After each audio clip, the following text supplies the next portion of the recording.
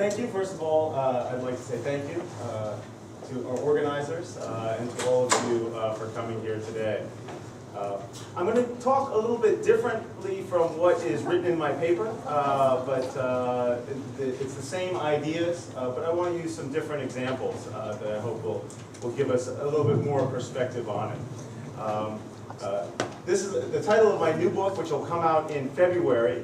Is called The Soul of Anime, Collaborative Creativity and Japan's Media Success Story.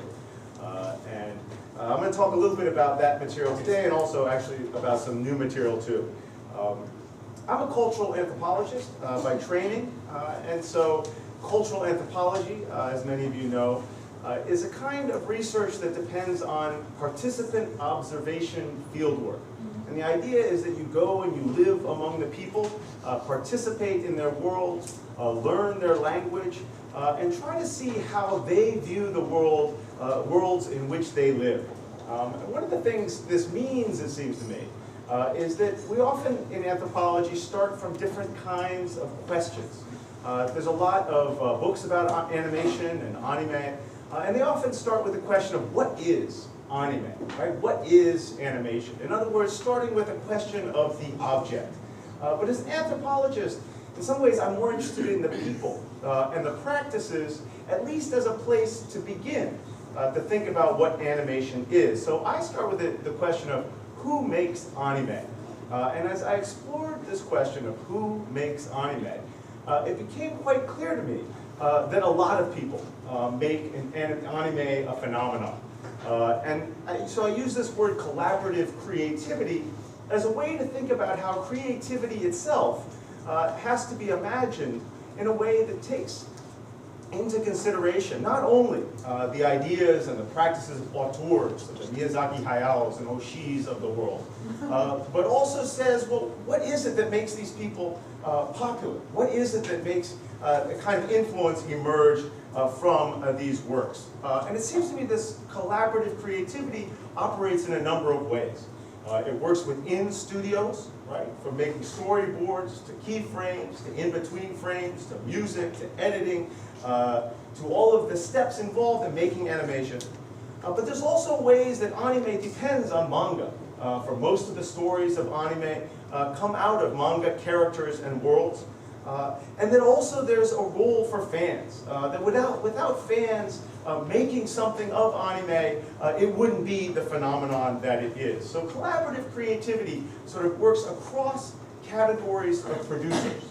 So that's one of the ideas I try to explore in my book through ethnography. So an ethnography, again, is a way of writing in anthropology that starts with the perspectives of the people in those worlds.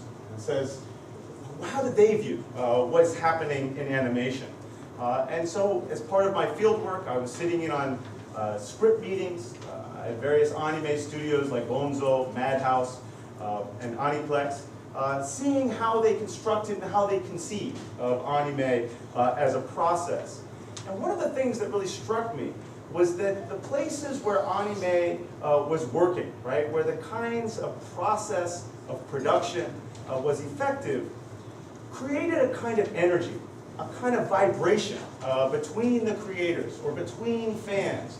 There's a kind of social energy that literally you can feel on your skin when you become engrossed in a project with other people.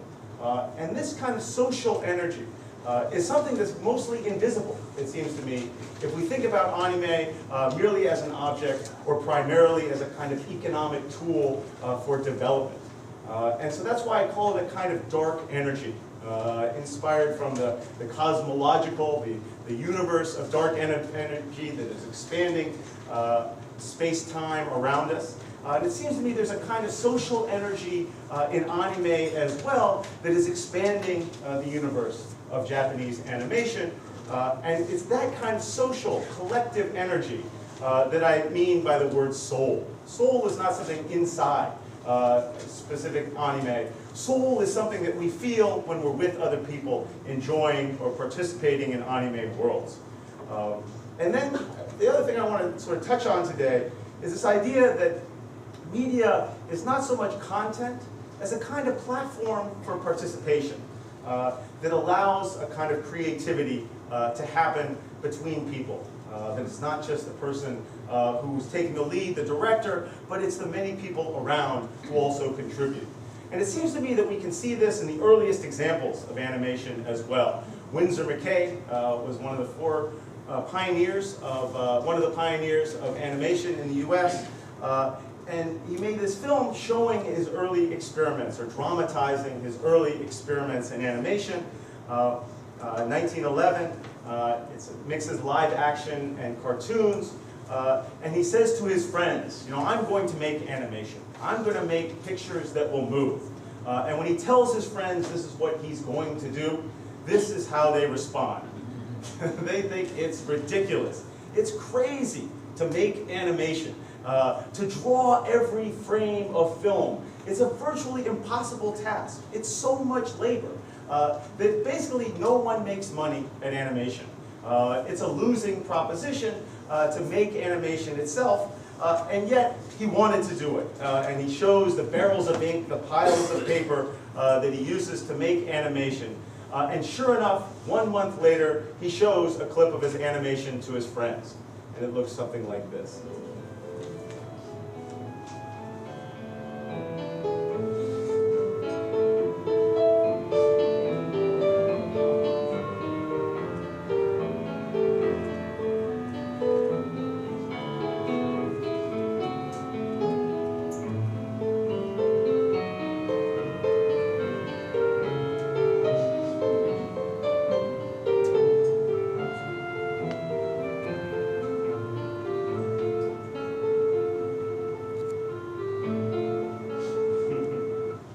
So you get a little taste. And so what I want to suggest, what I propose, is would Winsor McCay have had the energy and the impetus and the motivation to make animation and do all of this work if he didn't have these friends waiting for him? And in fact, maybe it was the idea of these peers waiting to see his work that helped bring animation into the world.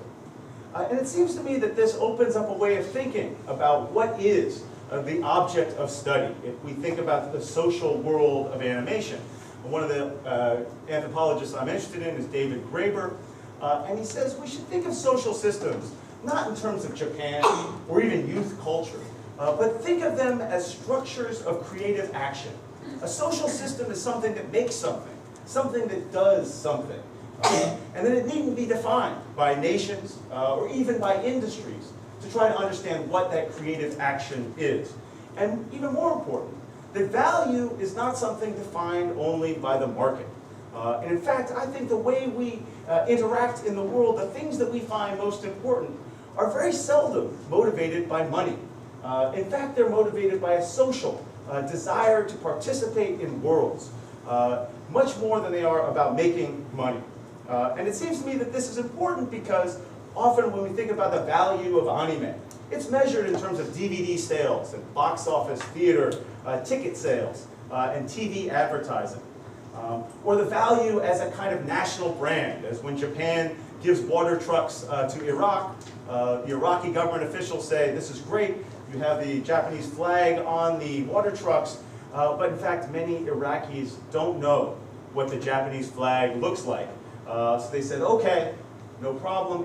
In addition to the Japanese flag, we will add Captain Tsubasa, who is known as Captain Majid in the Middle East, because he's known as a Japanese character. And so it's an image of Japan. And this Captain Majid, though, is not just something powerful for the Japanese government to express who they are. There's also a way in which Captain Majid becomes an inspiration for even the Syrian revolution, where here is a sign from Syria. I learned this when I gave a talk in Beirut a few months ago, where it says, we are a generation that used to wait 4 days for Captain Tsubasa, Captain Majid, to kick the ball. And those of you who know the anime series, it can take a long time to get through a single game. And so this is what I mean, that the images and ideas of anime are not so much a kind of content, but as a way of rethinking who we are and how we fit into a world. And it seems to me that this is not just related to animation, but is about other kinds of politics as well. That even when we think about Occupy Wall Street in the US, there's a lot of complaint that there's no big message. What is the big ideology that Occupy is supposed to be promoting? But the occupiers say, we're not about message yet. We're about asking questions. We're about making a platform for participation in which we can start to explore what the politics might be. And it seems to me that the work in studios is like this as well. I want to show some images from Gonzo, where I did field work on a TV show called Red Garden, where they would have script meetings to talk about what the story ought to be, to think about how characters would be a kind of platform on which you would build the story that would follow. And I was struck by how these kind of glistening corporate areas with the nice clean table and the nice clean walls were such a contrast to the actual workspaces where people worked.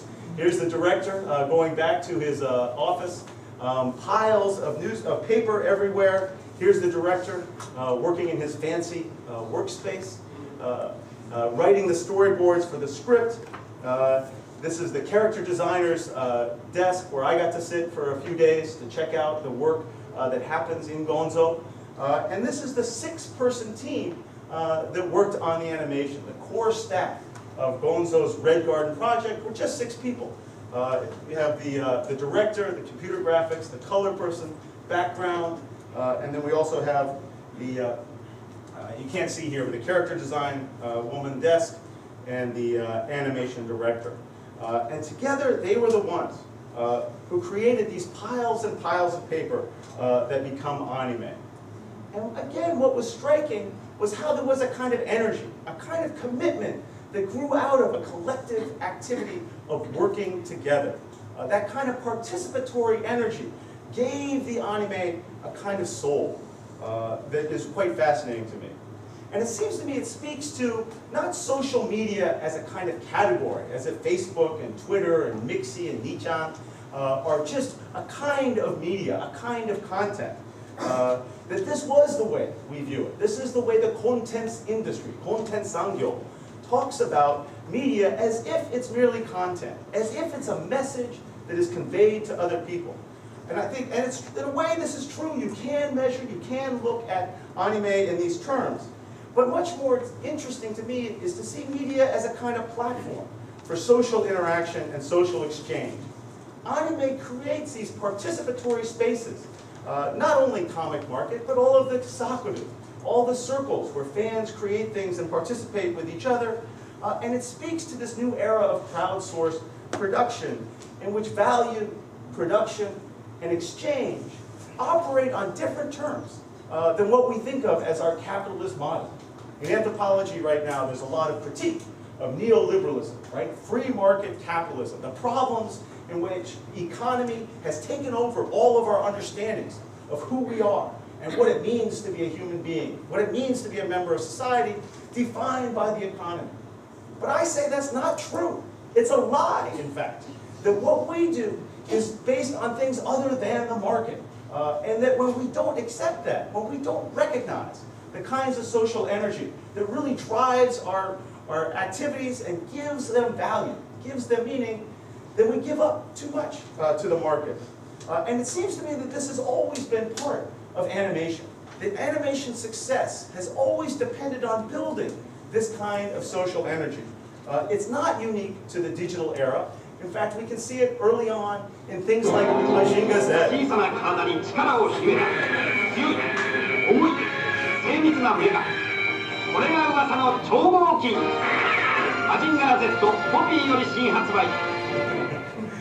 Right? Who is he holding this doll for? Who is he holding this toy for? His friends. He's showing this off to his friends so that they can get excited about having a Mazinga Z toy as well. And this was true for Gundam as well. The early series of Gundam